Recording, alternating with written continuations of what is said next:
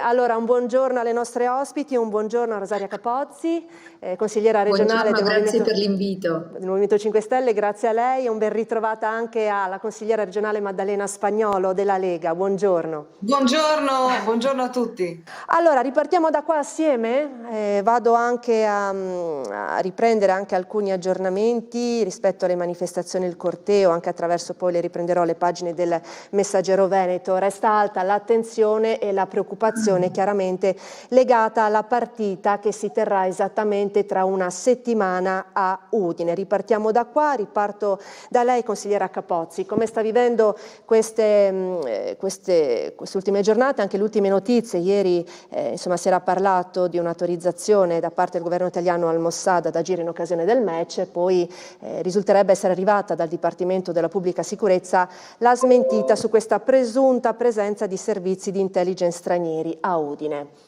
Come sta vivendo il tutto anche lei, consigliera? È una partita che volevamo che non si giocasse, e questo perché avviene in un momento storico molto particolare in cui lo Stato di Israele è stato dichiarato appunto anche da un rapporto dell'ONU, è stato espresso appunto che ha commesso un genocidio, e questo per noi appare inaccettabile, perché se è vero che lo sport deve creare ponti, deve superare, quindi creare rapporti e quindi andare oltre la politica, è anche vero che in questo momento lo sport da una parte si sta facendo portatore di due pesi e due misure, perché agli atleti russi alla Russia non è consentito di partecipare ai mondiali, e dall'altro si permette ad uno Stato genocida di partecipare ad una competizione internazionale, e quindi il ponte con chi lo creiamo? Con quale Stato? Ecco, quale valore positivo deve trasmettere questa partita rispetto a questo Stato che si è fatto autore dei crimini più efferati? Noi del Movimento 5 Stelle siamo partiti certamente da una posizione di condanna di quello che è accaduto il 7 ottobre, abbiamo condannato quell'attacco terroristico ad opera di Hamas, e a tutt'oggi li condanniamo. Però quello che ne è seguito è inaccettabile e quindi rende inopportuna questa partita. L'abbiamo espresso rispetto al Mossad, non ci stanno informazioni, a quanto pare è intervenuta anche una dichiarazione da parte, quindi è intervenuta una dichiarazione che dice che non ci saranno, però se così fosse è certamente stigmatizzabile, anche perché questo già è accaduto a Parma, e quindi una polizia, ecco, un'intelligence che a sua volta si è fatta autrice anche in questo caso di crimini contro e violazioni di diritto internazionale, di diritti umani, è inaccettabile che operi sul nostro territorio. Consigliera Spagnolo, lei come sta vivendo queste giornate? Oggi appunto ricorre il secondo anniversario dell'attacco di Hamas al Nova Festival. Leggiamo anche questo titolo sul Messaggero Veneto: la paura e il ricordo, per il 7 ottobre scatta l'allarme della sicurezza, Roma blindata e massima attenzione in tutto paese per il secondo anniversario dell'attacco. E si guarda anche a Udine, si scrive sul Messaggero: preoccupano 2 manifestazioni non autorizzate annunciate per oggi da associazioni palestinesi a Bologna e Torino, mentre si infiamma la polemica, anche qui viene ribadito, per la partita di calcio Italia-Israele. Come sta vivendo anche lei questi ultimi sviluppi, ultimi confronti politici? Oggi è una giornata importante e significativa, ricorda appunto l'inizio di questa tragedia che ha coinvolto Gaza, Israele e alla fine tutti noi. Io credo che tutti abbiamo stigmatizzato, insomma, e ci siamo opposti al coinvolgimento della popolazione civile in questa guerra in particolare. Abbiamo visto e sentito delle notizie veramente che fanno accapponare la pelle e ci fanno rivoltare per quella che è la tragedia che si sta vivendo in quel territorio. Abbiamo però anche potuto prendere atto di tutta una serie di situazioni che si sono sviluppate e che hanno coinvolto la diplomazia e come dire, la giusta azione da parte di chi di dovere per riuscire a porre rimedio a questa situazione, a riportare finalmente la pace e la salvezza, insomma, di tante persone che sono coinvolte. Da qui il tema ha coinvolto anche la nostra società, così come tantissimi altri stati, in una serie però di situazioni che sono difficili da accettare come semplice espressione di un giusto disappunto, una giusta contrapposizione a quello che sta succedendo.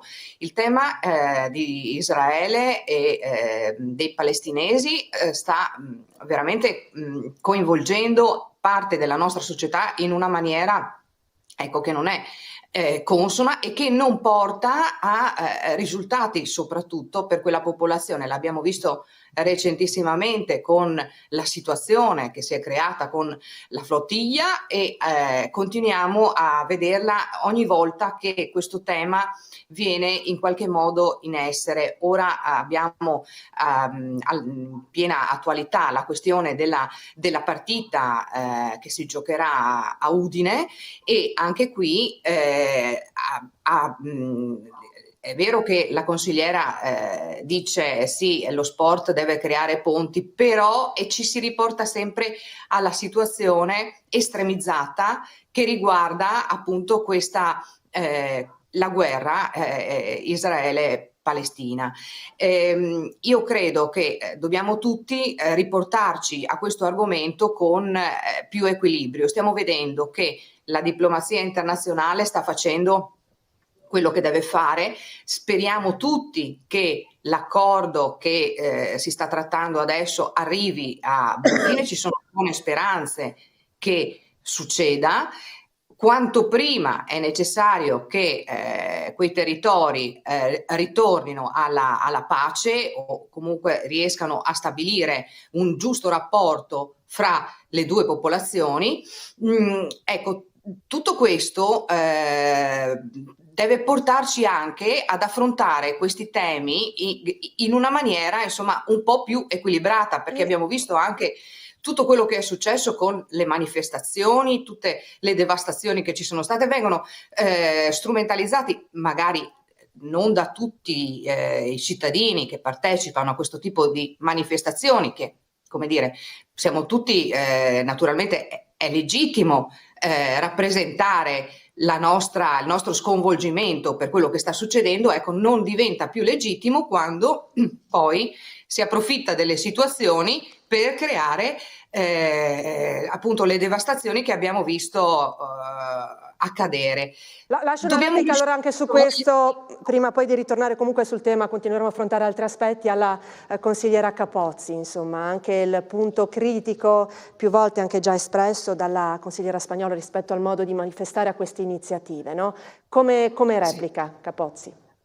Ma la prima cosa che voglio precisare è che quello che rispetto alle dichiarazioni fatte dalla mia collega è che lì non si sta consumando una guerra, perché una guerra presuppone una risposta anche dall'altra parte.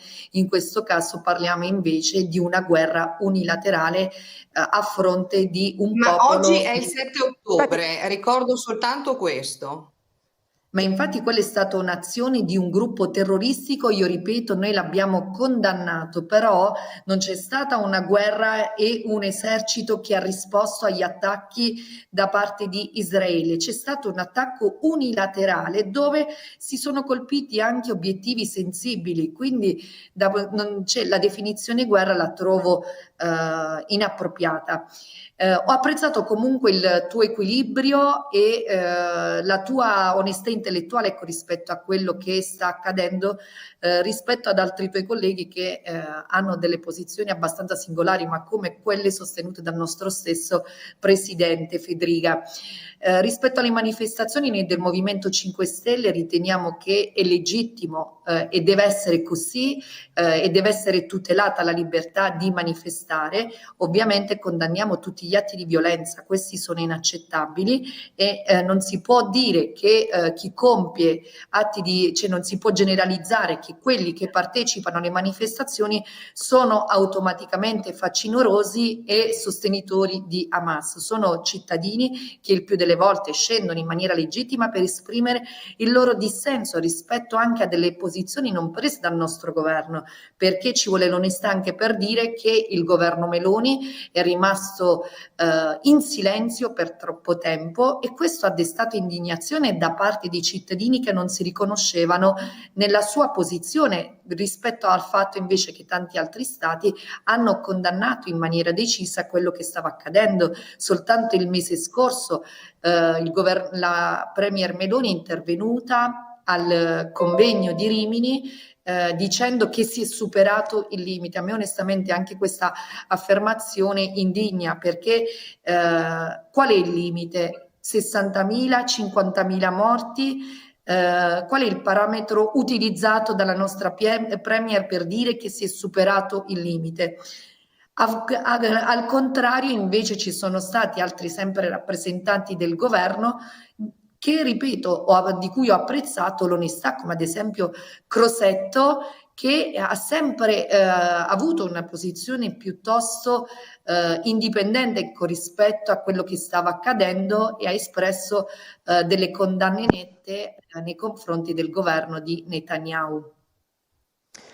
Bene, allora vi chiedo anche... In realtà, se posso dire ancora una parola, sì, ecco, prego. sì, naturalmente è legittimo che i cittadini rappresentino, insomma, quello che ritengono. Ecco, bisogna dire anche che alcuni, insomma, una parte di questi cittadini appunto che partecipano a questo tipo di manifestazioni, una parte strumentalizzano, no, all'evidenza la situazione per creare una critica appunto al nostro governo e diciamo che coinvolgere le persone anche in questo senso di contrarietà naturalmente alla guerra, a tutte le sofferenze che vediamo insomma accadere, è anche come dire facilmente utilizzabile e coinvolgere le persone, ecco, in una maniera, ecco, con i loro buoni sentimenti,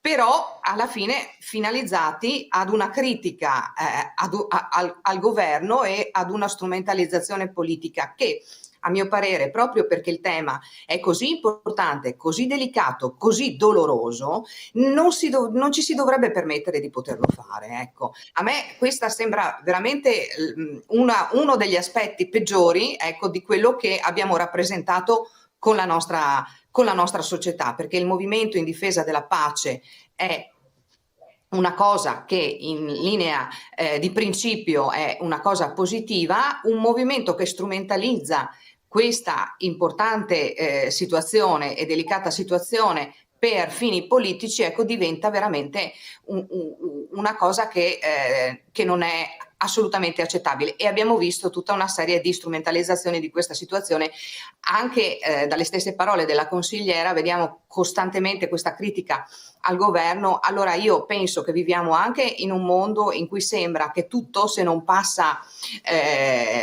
sui social, sulle televisioni, cioè, io credo che anche il lavoro diplomatico che vanno a fare gli stati e i governi, cioè non è che possa essere sempre sulle prime pagine dei giornali o all'evidenza. Mi pare che alla fine essere riusciti a trovare una bozza di accordo sulla quale si sta lavorando seriamente e proprio adesso sia una cosa importantissima da sottolineare, e anche il frutto di tanto lavoro che è stato fatto da tutti e in primis dai governi. Devo anche mandare dal la nostro. pubblicità, ma le lascio una replica su questo. Poi avremo anche una chiamata in arrivo, chiedo ancora un po' di pazienza a chi ci sta telefonando. Prego, Capozzi. Ma non ritengo che si stia strumentalizzando niente, ma almeno io parlo per la forza politica che rappresento. Abbiamo espresso una ferma contrarietà rispetto a quello che accadeva e guardiamo e abbiamo assistito, ripeto, ad un governo che è stato in silenzio a fronte invece delle prese di posizione di altri governi, ma addirittura la Francia è scesa condannando quello che stava accadendo.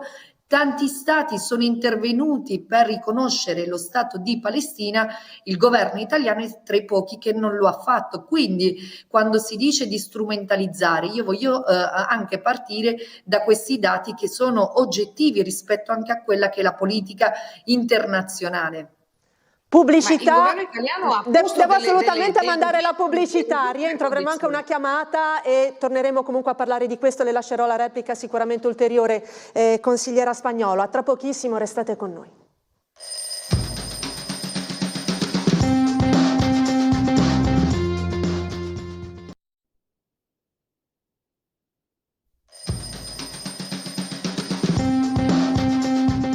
Ben ritrovati, proseguiamo il dibattito politico insieme alle nostre ospiti, le consigliere regionali Spagnolo e Capozzi. Allora, è saltata la linea con la chiamata di chi volevo far intervenire. Se dovesse ripristinarsi, siamo qui ovviamente pronti a lasciare la parola a chiunque voglia intervenire. Allora, riparto con lei, consigliera Spagnolo, perché voleva aggiungere prima della pubblicità delle precisazioni, delle repliche alle parole della consigliera Capozzi. Prego. Sì, che il nostro governo ha posto delle condizioni al riconoscimento dello Stato di Palestina, che sono l'esclusione, ecco, dei terroristi di Hamas Ma questo e interviene adesso con il Dopo piano le di ridò la parola, consigliera Capozzi, non consegna sovrapponetevi, se no non vi si sente. e la riconsegna di tutti gli ostaggi, che sono delle condizioni più che legittime. Prego, Capozzi.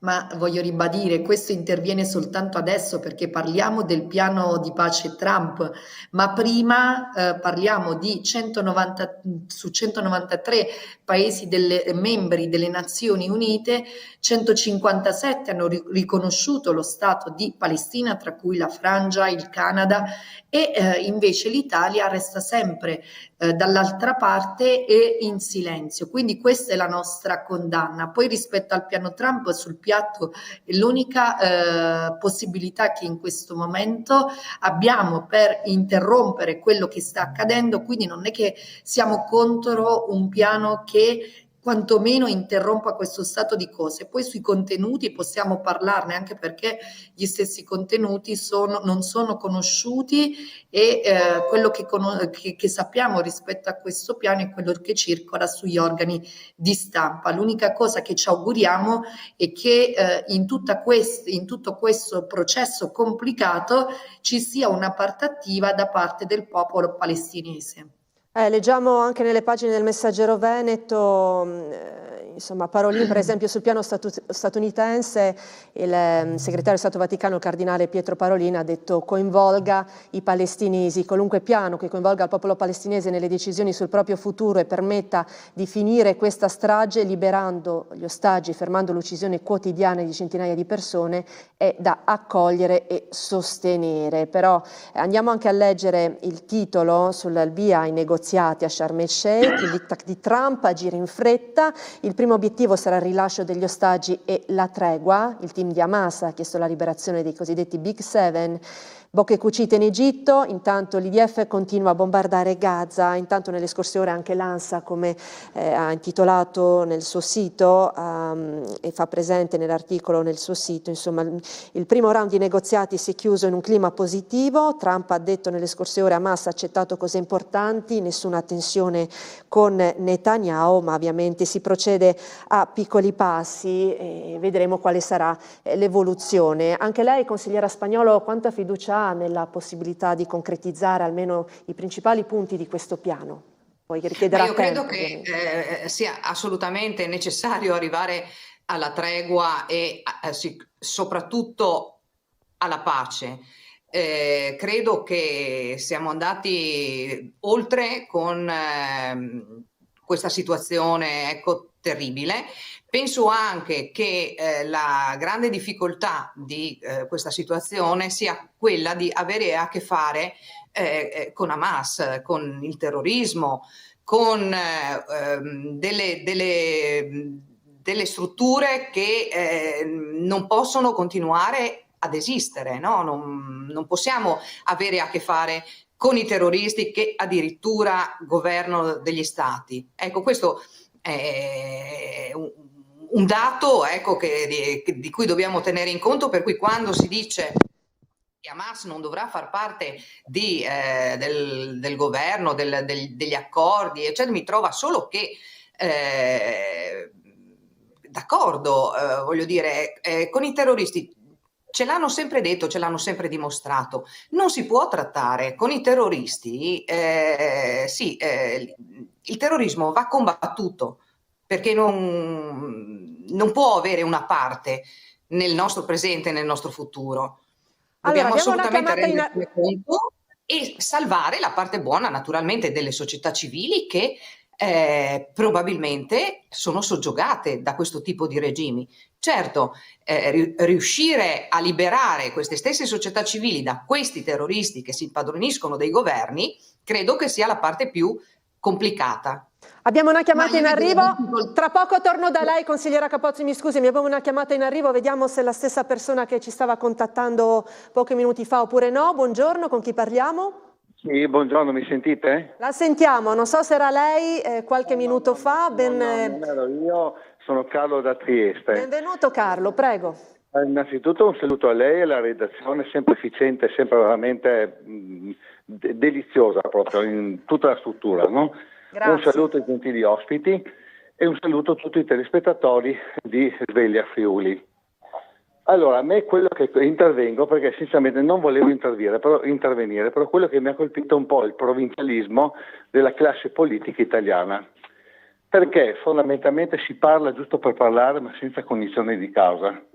Allora, se vuoi io le porto tutte le fonti, però ci mettiamo o parlo alle fonti, non c'è problema, però sono tutte notizie facilmente reperibili, di conseguenza ometto oggi solo per questa La volta. ringrazio per l'attenzione su questo punto, perché è sempre attento, quando ho rimarcato anche la necessità di indicare le fonti quando ci sono dati, quant'altro, lei poi è sempre stato molto attento su questo, quindi la ringrazio. Sì, perché a differenza di certi politici italiani bisogna parlare con cognizione di causa, questo è quello che manca. Allora, incominciamo così da una breve riflessione. Allora, si parla di Hamas terrorista di qua, Hamas terrorista di là, però ad esempio l'ONU, attraverso la sua Corte internazionale di giustizia, ha emesso un mandato di cattura internazionale per Netanyahu, per genocidio.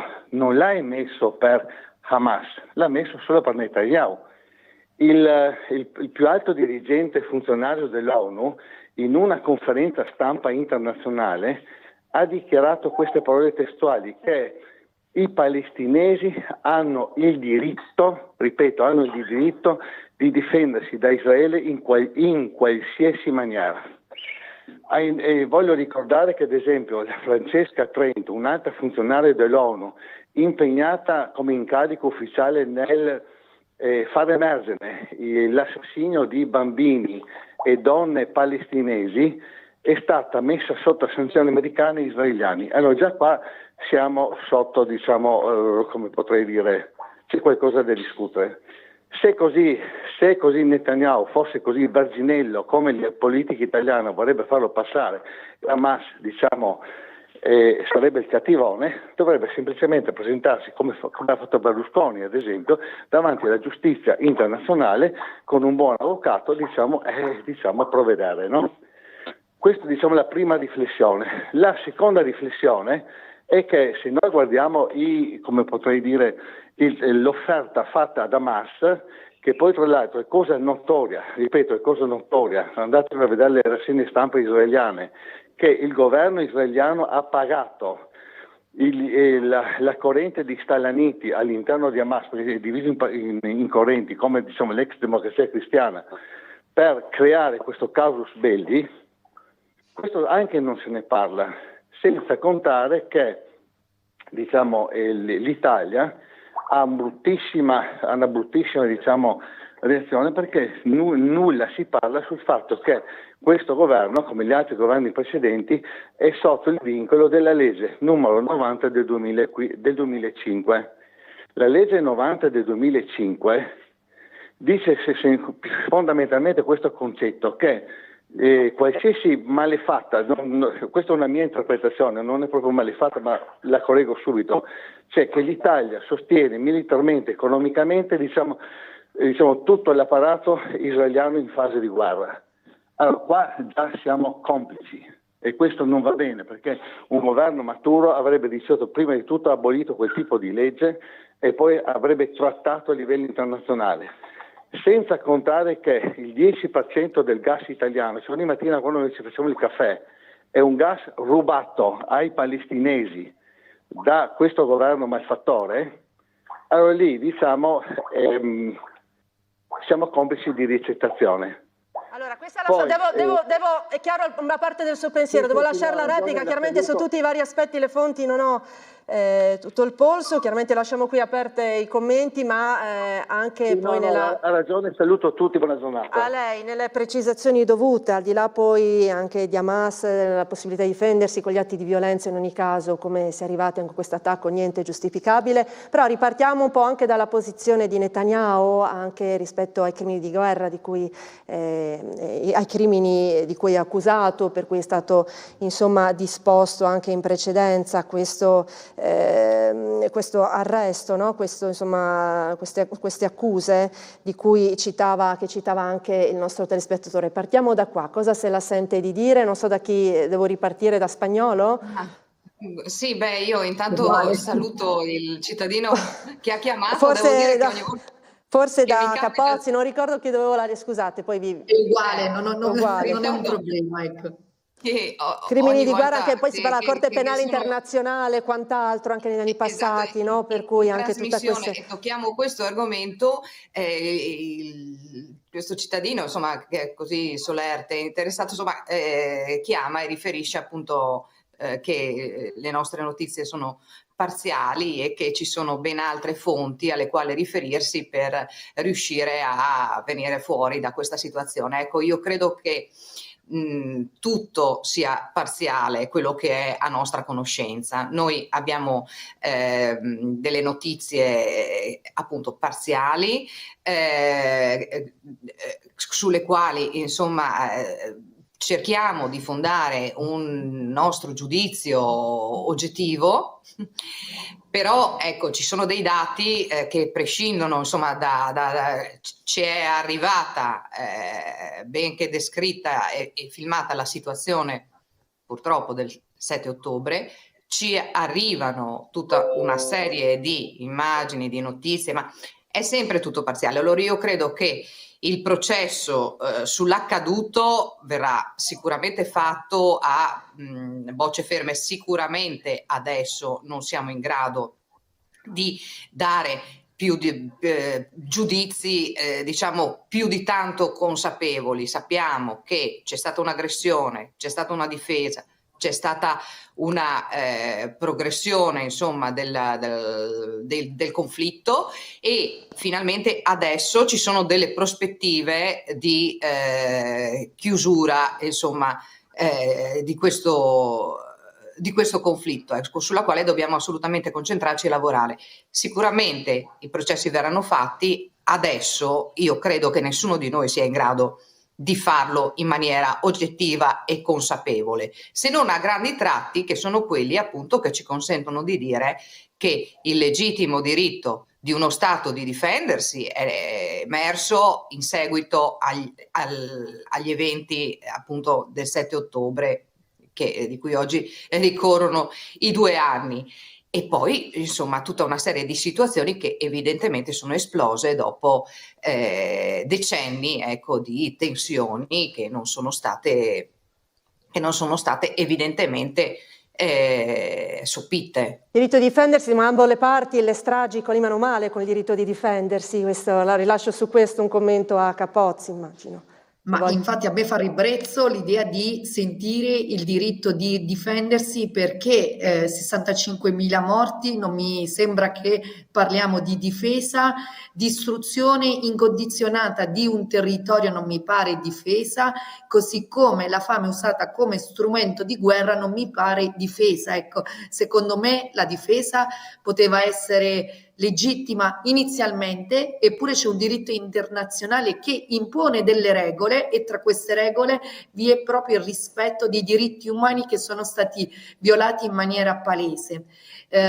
Prima, nelle considerazioni infatti della consigliera Spagnolo, emergeva una posizione abbastanza polarizzata, ecco, che ormai leggiamo nei confronti di chi interviene rispetto a questo tema, quasi come se la valutazione fosse soggettiva. Ecco, per me non c'è niente di soggettivo, perché quello che abbiamo di fronte è qualcosa di oggettivo e di sconcertante, e la difficoltà rispetto all'attuazione del piano di pace di Trump non deriva soltanto, come diceva la collega, dall'avere a che fare con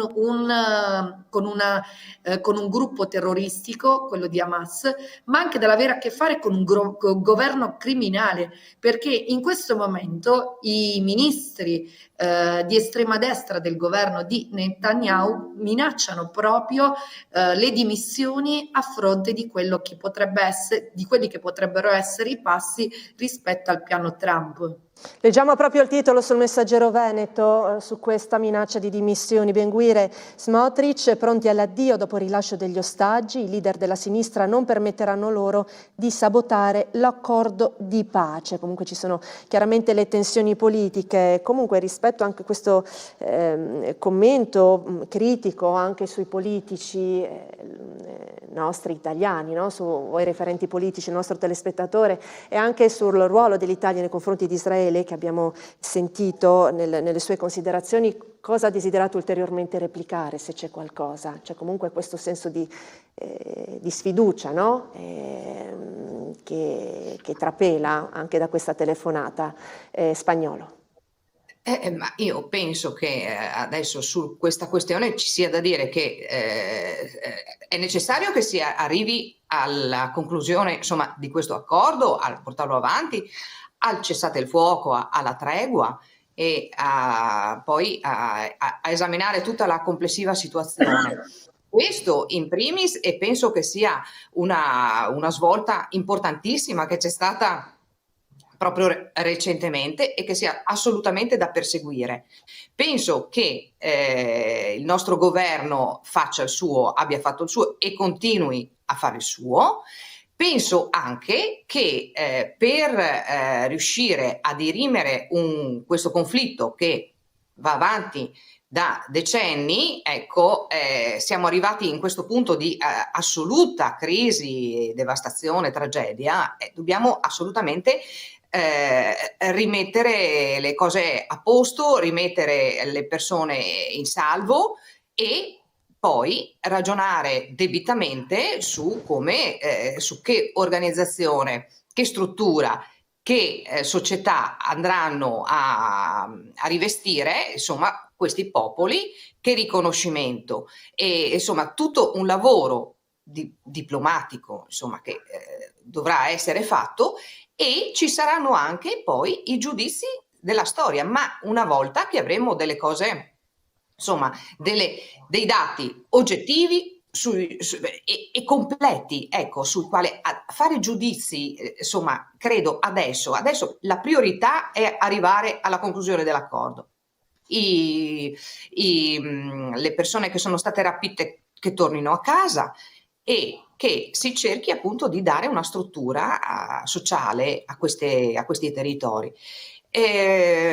Poi tutti i ragionamenti potranno essere fatti, ma io credo che il dovere principale di un governo in situazioni di questo tipo sia lavorare con la diplomazia, e che non è che come dire, prese di posizione, tantissimi hanno detto si è andati oltre, ma come dire, da quello che possono essere dei commenti personali politici, eccetera, a trovare concretamente delle soluzioni, ecco, io credo che sia questa la cosa importante, per cui lavoriamo in questo senso e poi andremo ad analizzare debitamente tutte le posizioni. Una credo. replica anche alla consigliera Capozzi su questo, anche sul ruolo della politica, dei politici, se lo desidera, poi abbiamo un'altra chiamata in arrivo, prego. Sì, allora la gente è sicuramente sfiduciata e si scende in piazza proprio perché vuole esprimere una posizione rispetto a questo, e quando si dice che la gente viene strumentalizzata, io ritengo che questo non avvenga, perché i cittadini sono intelligenti, l'abbiamo visto anche nell'intervento del signore che ha chiamato qualche minuto fa, sono preparati, si documentano, reperiscono materiale rispetto alla costruzione del loro pensiero, e quindi formulano un pensiero che non è manipolabile ma è oggettivo. E io colgo uno scollamento rispetto a questo, che non è la posizione che vuole manipolare il Movimento 5 Stelle. I cittadini non si sentono rappresentati in questo dal governo Meloni, perché ha fatto ben poco, anzi non ha fatto niente rispetto all'evolversi di tutta questa situazione, perché ripeto, è tra i pochi stati membri delle Nazioni Unite che non ha riconosciuto lo Stato di Palestina. Abbiamo un'altra chiamata dunque, buongiorno. Buongiorno. Prego. Buongiorno. Mi sentite? Buongiorno, la sentiamo, sì. Sì, Penso ecco, anche io di sono riconoscere la sua voce, da Udine, sì, giusto? Sì, da Udine. Ben ritrovato. Sì, grazie. Ben ritrovata anche lei, perché era sparita, era da parecchio che ero in ferie, ma prego, so che lei è molto attento Benissimo. anche sugli sviluppi della situazione in Medio Oriente in genere. Va bene, allora io voglio un po' disinnescare questa polemica, perché se dovessi parlare di Italia-Israele dovrei star qua 2 ore minimo. Ma glielo chiedo subito in diretta, glielo chiedo da udinese, come vive questa quindi attesa per questo ritorno di questa partita tra le due nazionali? È preoccupato oppure no? No, non sono preoccupato, perché vedo che la polizia di Udine, il comando dei carabinieri e finanza mi sembra che siano bravi, si è visto anche nelle altre manifestazioni, perciò io non vedo grossi problemi, o almeno spero, insomma, non vedo grossi problemi, anche perché poi non capisco tutta questa accredine verso Israele, verso la partita Italia-Israele, perché se si dovesse, come ho già avuto modo di dire in un'altra trasmissione, se si dovesse impedire le partite dicendo che un paese è criminale, allora calcoliamo che potrebbe giocare la partita solo il mio paese, Internepo contro il cavallo carnico, e anche lì bisogna vedere che non ci sia sotto qualcosa. Detto questo, buttiamolo un po' così, insomma, non sull'umorismo, perché sennò niente. Volevo dire un'altra cosa. Io in questi giorni sono particolarmente felice. Pensavo di essere un povero disgraziato pensionato friulano, invece ho scoperto di essere un eroe. Perché un eroe? Perché anch'io ho fatto una crociera in Mediterraneo e non sapevo che era un atto di eroismo. Seconda cosa, secondo la letteratura marinara, il capitano è l'ultimo a lasciare la nave. Invece qua ho visto che i 4 capitani sono scappati via prima della ciurma. Ecco, non vado oltre. È molto chiaro critico, poi ironico e molto critico rispetto all'iniziativa anche lei. Non è che allora volevo dire, insomma, tornando a parlare seriamente, è chiaro che queste manifestazioni sono contro il governo Meloni. Non gliene frega niente a nessuno dei palestinesi e degli israeliani. È molto Poi duro con le sue Netanyahu, parole, però ci sono state tantissime persone civili, lo abbiamo visto, no? Malgrado questo lei ritiene guardi, io ho visto le manifestazioni e mi sono rabbrividito. Ho visto slogan contro dal fiume al mare, probabilmente il 99,9% non sapevano neanche di che fiume stavano parlando, e neanche di che male stavano parlando, però non ho visto nessun servizio d'ordine e soprattutto quelli moderati nel corteo, nessuno ha allontanato queste persone, minoranza direte voi, queste persone che usavano questi slogan. Degli striscioni, il 7, l'abbiamo visto tutti, dai, il 7 ottobre, giornata della resistenza palestinese, basta sentire le parole dell'onorevole Fiano per... Chiara la sua posizione. Allora lascio adesso la replica. Sì. Grazie. Ecco, va bene. Grazie a voi, arrivederci. La chiamo per nome perché ormai è conosciuto anche dagli altri nostri amici telespettatori. Grazie per la chiamata. Lascio subito una replica, riparto da lei, Capozzi. Rispetto alla posizione del signor Nevio, anche io lo conosco benissimo perché interviene ogni qualvolta mi ritrovo in trasmissione. Rispetto il suo pensiero, ma non lo condivido. Perché chi scende in piazza, ripeto, fa riferimento a dei documenti che reperisce e che circolano, perché il mandato di cattura internazionale da parte della Corte Penale per Netanyahu non ce lo siamo inventati noi, così come il rapporto dell'ONU che dice che si sta commettendo un genocidio non ce lo siamo inventati noi.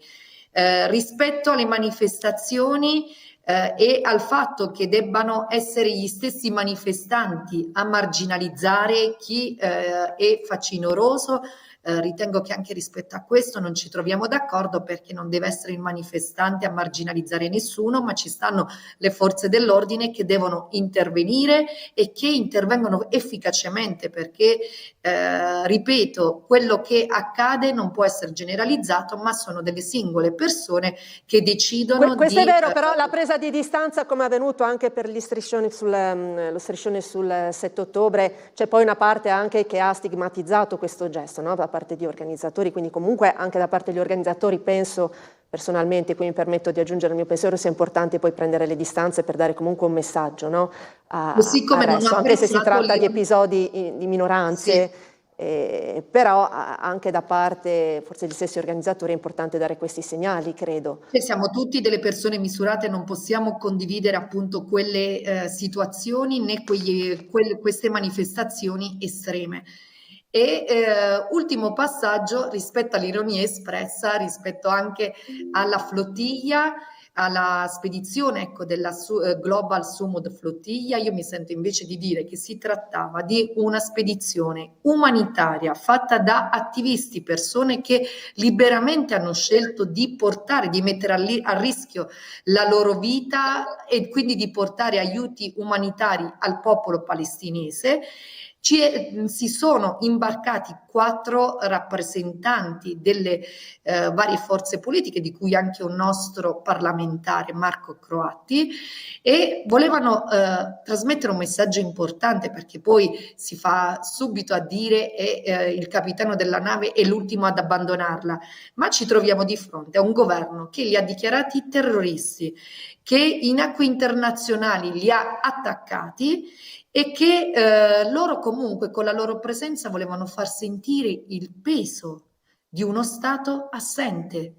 Quindi era un messaggio politico importante, perché la loro presenza avrebbe dato sicuramente un'enfasi diversa a tutta questa spedizione, sottolineando tutte le assurdità che vengono perpetrate, perché ribadisco, dei cittadini e dei rappresentanti che portano degli aiuti umanitari sono stati dichiarati terroristi da un governo criminale, sono stati trattati come terroristi in acque internazionali, subendo degli attacchi. Quindi sì, era appunto una missione che noi abbiamo appoggiato e che continuiamo ad appoggiare. Ad ogni modo tutti gli attivisti italiani sono ritornati e quindi fortunatamente sono al sicuro. Hanno subito dei trattamenti anche inaccettabili, che comunque sono in fase anche di accertamento, e quindi io li ringrazio pubblicamente, perché hanno sicuramente lanciato un messaggio che probabilmente ha portato anche a quello che oggi chiamiamo il piano di pace Trump. Le lascio chiaramente la replica anche a lei, consigliera Spagnolo, poi pubblicità e cambieremo tema. Sulle manifestazioni e le strumentalizzazioni politiche che le hanno caratterizzate, sicuramente, come ho detto prima, una parte dei cittadini hanno soltanto voluto dimostrare, insomma, la contrarietà alla guerra, il desiderio che la stessa finisca e che le persone finalmente possano vivere in serenità e in pace. Ecco, questa manifestazione del pensiero è stata certamente strumentalizzata da buona parte di coloro che hanno organizzato e portato avanti queste manifestazioni come una battaglia politica contro il governo, come è evidente anche dalla rappresentazione che ne viene data quando si parla di queste manifestazioni, no? Contro il governo. Voglio dire, è evidente la strumentalizzazione, è poi da stigmatizzare e da rilevare, insomma, anche il comportamento spesso violento e danneggiante che è stato portato avanti, no, in queste manifestazioni che hanno coinvolto anche delle persone che sicuramente in buona fede volevano soltanto manifestare la loro contrarietà alla guerra. Ecco, strumentalizzazione politica evidente anche dalla situazione che ha creato la flottiglia, tanto che voleva portare aiuti umanitari non ne aveva, quindi hanno creato tutta questa situazione che non aveva neanche in ipotesi la possibilità di portare un aiuto alle popolazioni che dicevano di voler andare a difendere.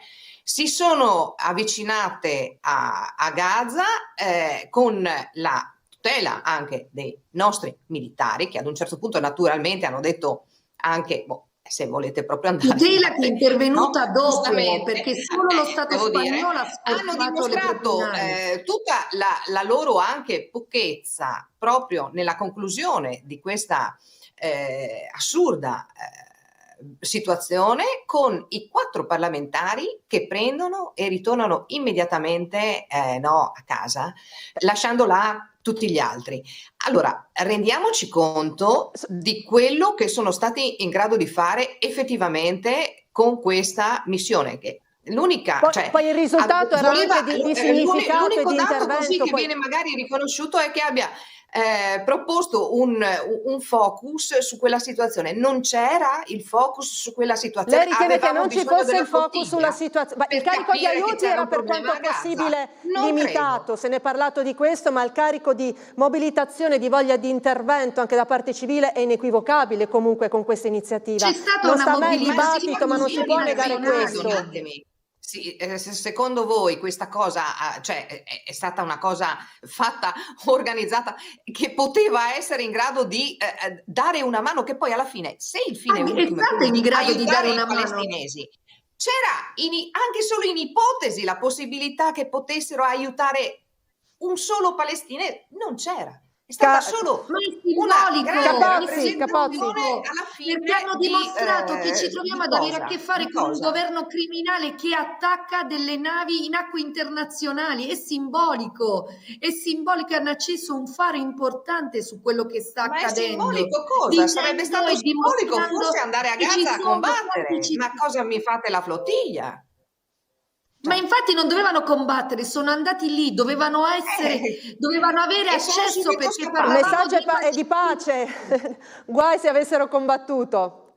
Certo. Parliamo di pacifisti, l'hanno dichiarato pacifisti e il governo Netanyahu li ha considerati terroristi. Comunque torneremo a parlare anche alla luce degli sviluppi cosa utile ai palestinesi, vedete voi. Comunque ci sono stati dei focus importanti sul diritto internazionale anche in conseguenza a questa iniziativa, Spagnolo. Scusate, ma cosa? Allora, hanno portato ai riflettori, insomma, una situazione che era già avanti a tutto il mondo, voglio dire, non credo che abbiano portato alla luce, ma tutto il mondo una è stato in silenzio, compreso il nostro governo. Dovevano portare gli aiuti umanitari, non c'era aiuto umanitario nelle loro stive.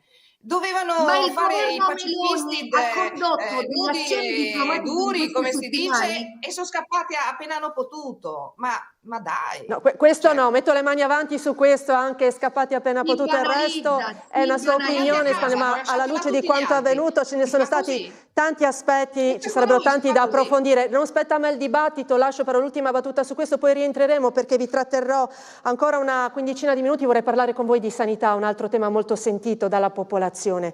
Lascio su questo l'ultima parola anche a Capozzi, poi pubblicità e rientreremo. Ma ci troviamo di fronte alla demagogia appunto di questa maggioranza, banalizza qualcosa che invece ha avuto un effetto importantissimo perché ha evidenziato proprio quello che accade, di fronte al quale il nostro governo è stato in silenzio, si è svegliata proprio nelle ultime settimane anche a fronte delle pressioni che sono derivate da tutta questa azione. Il governo Meloni, lo ripeto, è stato in silenzio fino adesso, negava quello che stava accadendo. Ed è stata tra i pochi a non condannarlo, e a tutt'oggi le condanne sono abbastanza flebili, non hanno nulla a che vedere rispetto a quello che hanno fatto altri capi di Stato. Io voglio ricordare, e veramente ho ammirato la posizione assunta da Sanchez in Spagna, mi sono sentita veramente orgogliosa, ecco, che esistono delle persone che acquistano che ricoprono senza ambiguità una posizione rispetto a quello che è accaduto e sta accadendo.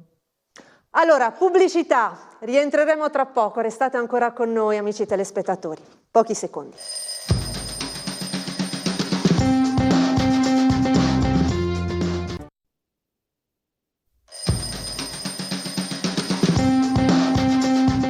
Ben ritrovati, ultima parte di Sveglia Friuli, abbiamo ancora una decina di minuti a disposizione, le nostre ospiti, le consigliere regionali Spagnolo e Capozzi. Allora, riaffronterei un tema velocemente con voi riguardante la sanità, vediamo questa pagina del Messaggero Veneto dove il titolo dice appunto il Partito Democratico punge la giunta regionale e le aziende sanitarie inizino ad assumere i medici stranieri, interrogazione sui servizi esternalizzati negli ospedali, sono stati spesi oltre 11 milioni, si spiega servono regole chiare. Su questo, ieri appunto su questo tema c'è stata una conferenza stampa a Udine con alcuni consiglieri regionali del gruppo del Partito Democratico su questo tema appunto. Allora andiamo a vedere velocemente il servizio che riepiloga le petizioni e le richieste rilanciate. Sentiamo.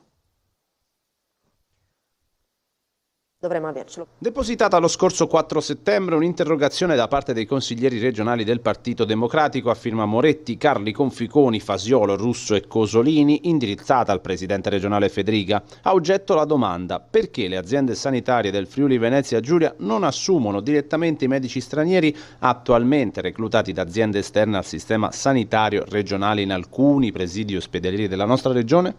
Non mettiamo in dubbio la bravura, l'abilità, la competenza di chi assume, eccetera, però era necessario fare chiarezza su tutto questo e quindi noi abbiamo un unico strumento, abbiamo lo strumento dell'interrogazione e questo facciamo.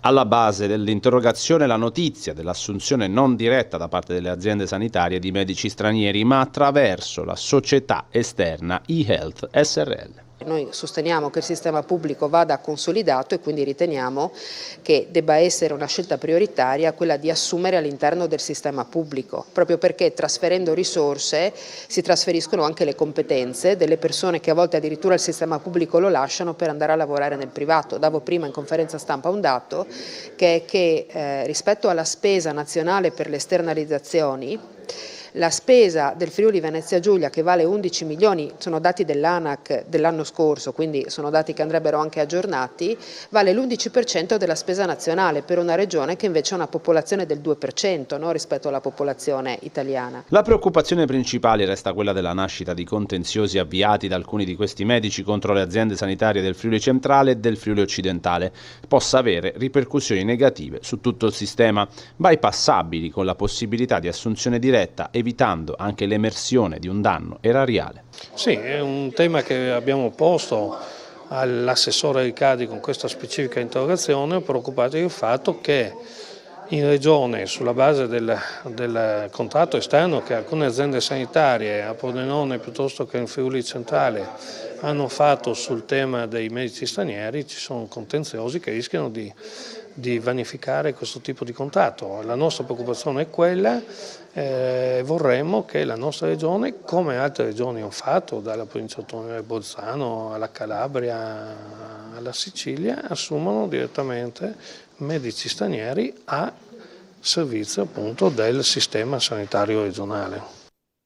Allora riparto da lei, consigliera Spagnolo, come commenta queste richieste, queste parole da parte del Partito Democratico?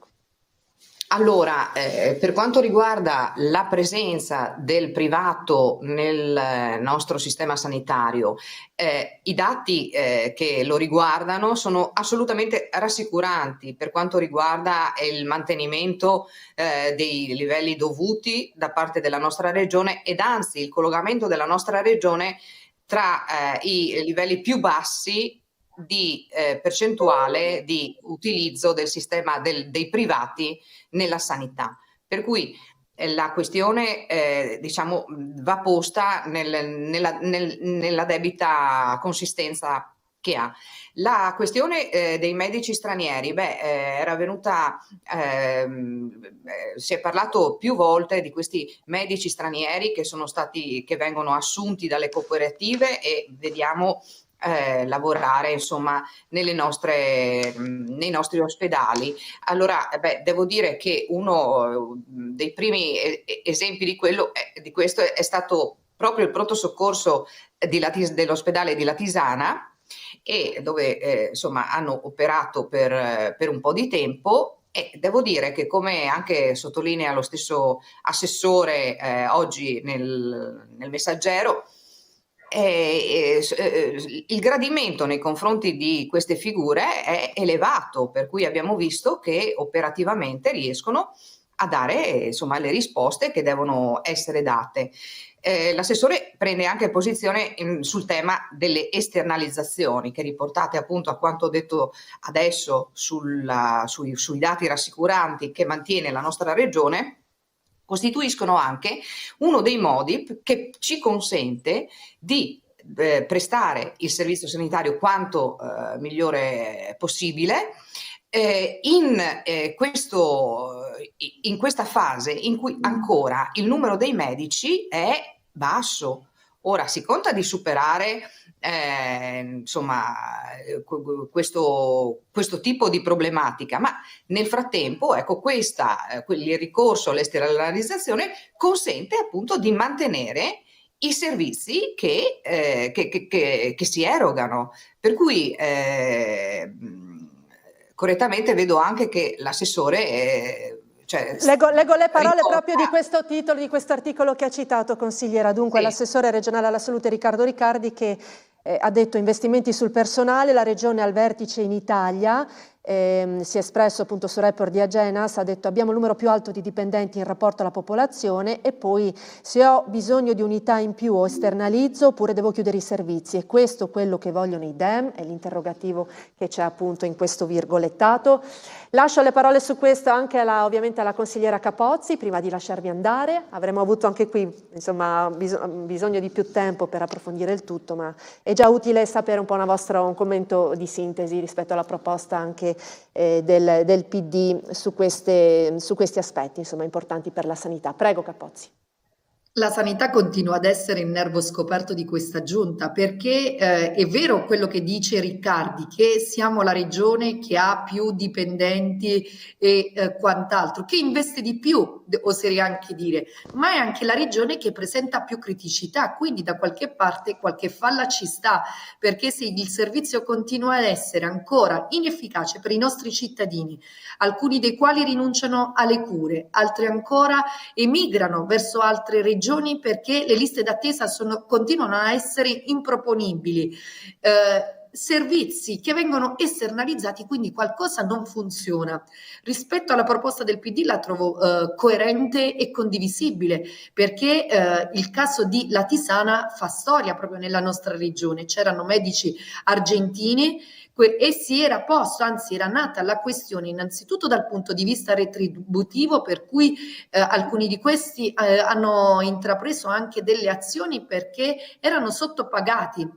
E altro tema era quello della professionalità, perché qui non si tratta di avere a che fare con persone gradevoli o simpatiche, si tratta di avere a che fare con persone che abbiano dei titoli per esercitare la loro professione, e anche in quel caso erano emerse delle criticità ed erano soprattutto per quanto riguarda l'equipollenza dei titoli che venivano appunto presentati, e quindi stanno dei dubbi legittimi rispetto a questi professionisti, non alla persona in sé, ma rispetto ai titoli che comunque devono essere quelli che appunto sono richiesti nel nostro paese, e questo proprio a tutela dei nostri cittadini.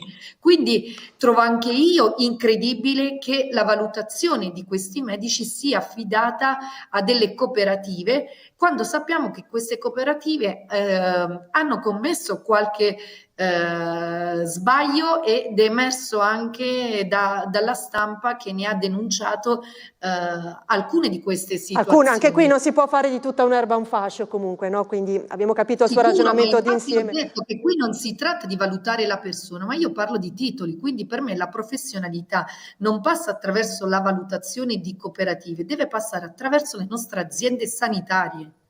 Allora, abbiamo un'altra chiamata in arrivo, l'ultima. Chiedo velocemente di porre la questione, così potrò lasciare la risposta ai nostri ospiti prima di lasciarla andare a loro volta, che hanno anche i loro impegni. Prego, buongiorno. Pronto? Sì, buongiorno. Buongiorno, qui è Franco da Bagnaria Arsa. Buongiorno Franco, interviene sulla sanità, come intuisco? Questa questione dei medici. Sì. Io ho 2 cugini medici dall'Argentina e fanno diversi per avere delle carte per venire qua in Italia, molto difficili da venire qua. Perché questo così? Quando sono 2 ance friulane, friulana lei e italiano lui, che sono dei bravi medici, dei grandi come si dice, professionisti, immagino, in Argentina lì, che fanno diversi ruoli. Lei è nelle ricerche e lui fa diversi come si dice, abbiamo capito la posizione, quindi lei rimarca delle difficoltà burocratiche anche nel poter poi ottenere la possibilità di proporsi anche qua. Fa diverse carte per venire qua, che è difficile venire, che sono italiani e friulani. La burocrazia... È quello che dico io, perché voi non vedete queste robe che sono necessarie. Grazie per averci contattato. Rilancio subito questa questione della burocrazia, che anche in questi casi può risultare appunto complessa, non aiutare, no, le persone. Da chi riparto? L'ultima battuta. Riparto da lei, Spagnolo? Sì, allora che i medici che lavorano nei nostri ospedali debbano avere le competenze richieste, questo è fuori di dubbio, sia che siano assunti dalle aziende sanitarie, sia che siano al lavoro presso le cooperative.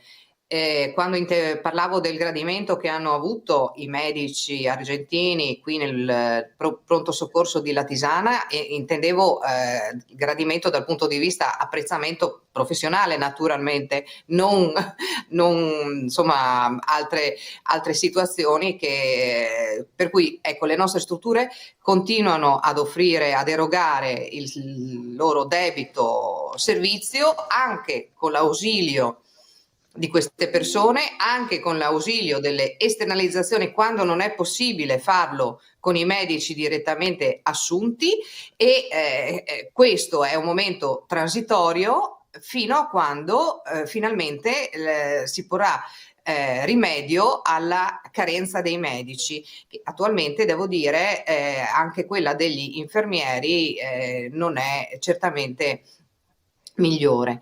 Quindi l'importante è comunque riuscire a dare il servizio, riuscire a migliorarlo sempre e anche lavorare tutti assieme perché si riescano a trovare gli strumenti e le possibilità migliori per il nostro servizio sanitario regionale, per dare il servizio ai nostri cittadini.